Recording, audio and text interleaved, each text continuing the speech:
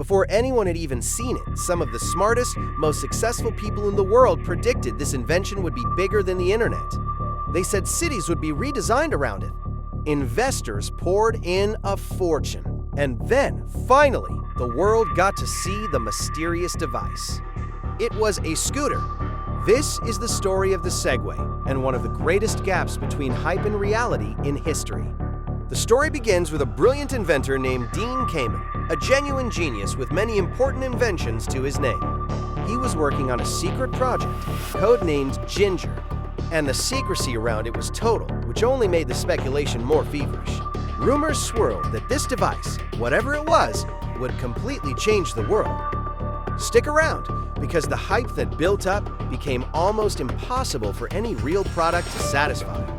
The hype was fueled by the reactions of powerful insiders who had reportedly seen it in secret. Famous technology leaders and investors made astonishing claims.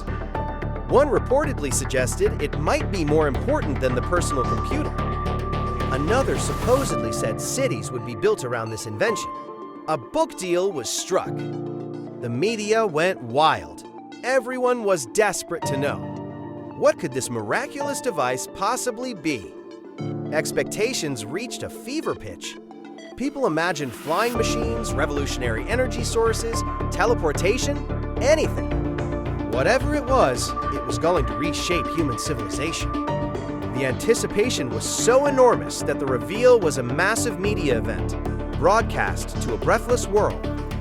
Finally, the curtain came down, and the great secret was revealed to humanity. It was a two-wheeled, self-balancing personal scooter. You stood on it, leaned forward to go, and leaned back to stop. Now, to be fair, the technology inside it was genuinely impressive. The self-balancing system was a real feat of engineering. It was clever and even a little bit magical to ride. But it was, at the end of the day, a scooter. And a scooter, no matter how clever, was never going to be bigger than the internet. The reaction was swift and brutal. After all that buildup, all those world-changing promises, the reveal of a fancy scooter felt like an enormous anticlimax. The gap between what people had imagined and what they actually got was so vast that it turned into a punchline. The Segway became a symbol not of the future, but of overhyped technology that failed to live up to impossible expectations. And then came the practical problems. The Segway was extremely expensive, costing thousands of dollars, far more than most people would pay for a way to get around. It was also fairly large and heavy, and it raised awkward questions. Where were you supposed to ride it? On the sidewalk, it startled pedestrians. On the road, it was dangerous. It existed in an awkward in-between space that no city was actually designed for. Most importantly, the Segway solved a problem that most people didn't really have. For short distances, people could just walk. For longer ones, they had bikes, cars, and public transport. The Segway was a pricey, bulky solution in search of a problem. Cities were not redesigned around it. It did not replace walking or driving. The grand vision of a transformed world simply never materialized. Sales were a tiny fraction of the wild early predictions. Some had reportedly imagined selling tens of thousands of units a week. The reality was a small niche.